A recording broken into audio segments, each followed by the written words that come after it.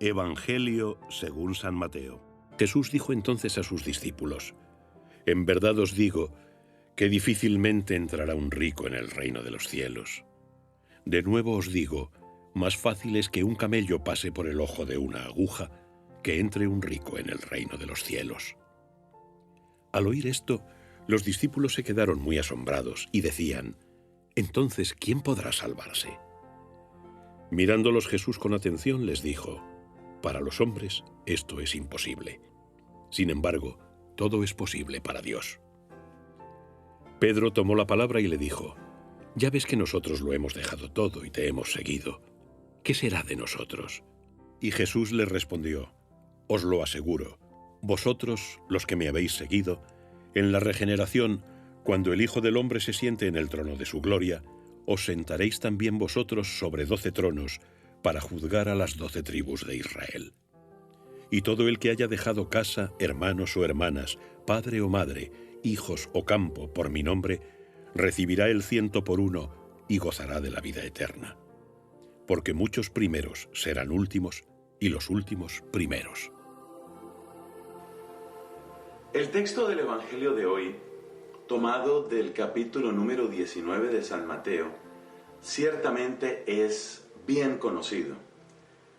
La imagen que utiliza nuestro Señor de Jesucristo es visualmente tan impactante que una vez que uno la ha oído es difícil olvidarla. Es parte de los secretos de un buen pedagogo utilizar esa clase de recursos que quedan para siempre en la mente, en el recuerdo de sus discípulos.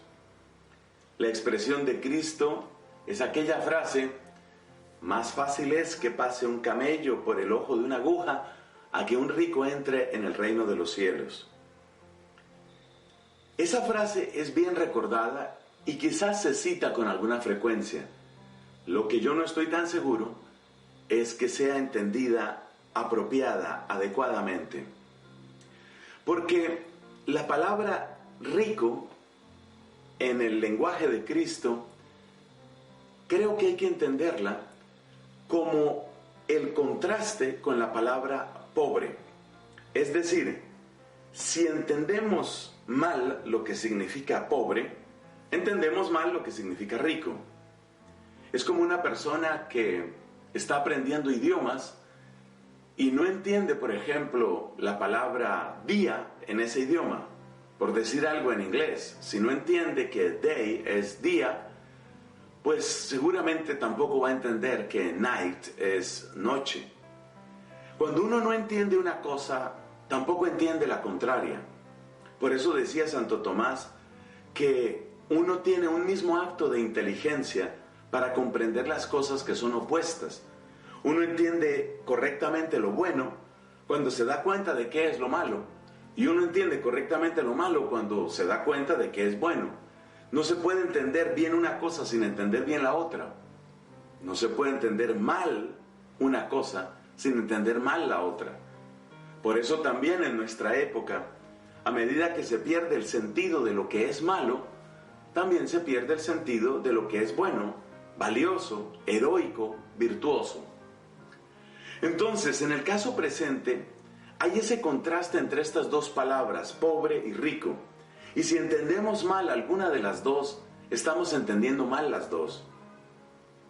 La palabra pobre tiene una historia muy importante en el Antiguo Testamento, porque después del destierro a Babilonia, a comienzos del siglo VI antes de Cristo, pues el pueblo elegido quedó despojado de su tierra, de su dignidad, de su templo, y en algún momento llegó a pensar que estaba desposeído también de sus promesas y de la vida misma. Ese despojo, esa pérdida catastrófica, luego se alivió un poco cuando un buen número de judíos pudieron regresar a su tierra. El destierro a Babilonia terminó unos 70 años después, de modo que a finales del siglo VI vemos regresar a Jerusalén a un gran número de judíos.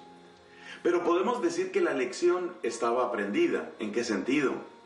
Podemos decir que estos judíos que volvían a Jerusalén o por lo menos muchos de ellos, habían aprendido a desengañarse de los poderes y de los imperios de este mundo, y habían aprendido que más allá del imperio caldeo o del imperio persa, y más allá de la arrogancia que ellos mismos habían tenido en otra época, en verdad, solo Dios es Dios.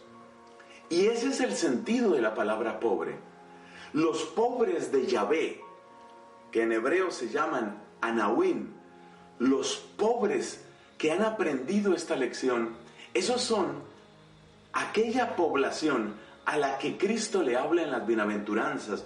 Por ejemplo, cuando dice bienaventurados los pobres, son esos pobres. Son aquellos que ciertamente han conocido grandes carencias, pero que sobre todo han podido descubrir en dónde está su verdadera fortaleza y su verdadera riqueza, a saber, en Dios mismo. Aquellos que han aprendido a desconfiar de promesas, sistemas, ideologías, imperios, tiranos.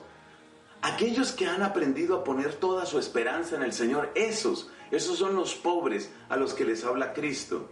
Esos son los que pueden heredar el reino de los cielos. Esos son los que de un modo más espontáneo y próximo asumen, comprenden el Evangelio.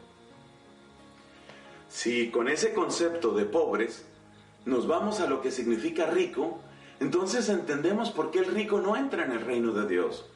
Porque el rico es el que no ha hecho ese descubrimiento, no ha hecho ese camino. El rico es el que sigue apoyándose de alguna manera en sí mismo. El rico es el que todavía pone su esperanza en una ideología o en un rey o en un sistema o en su talento o en su dinero o en sus amigos. No ha terminado de descubrir que Dios, y solamente Dios, es el que verdaderamente reina. Y entonces es lógico que ese que es rico de esa manera, ese jamás entrará en el reino de los cielos. Los apóstoles se extrañaban. No dejemos que el escándalo de ellos se nos pegue a nosotros. Simplemente comprendamos que tenemos que hacer el itinerario de los pobres de Yahvé, porque de otra manera todo el lenguaje de Cristo se nos quedará o en simple poesía o en sueño irrealizable.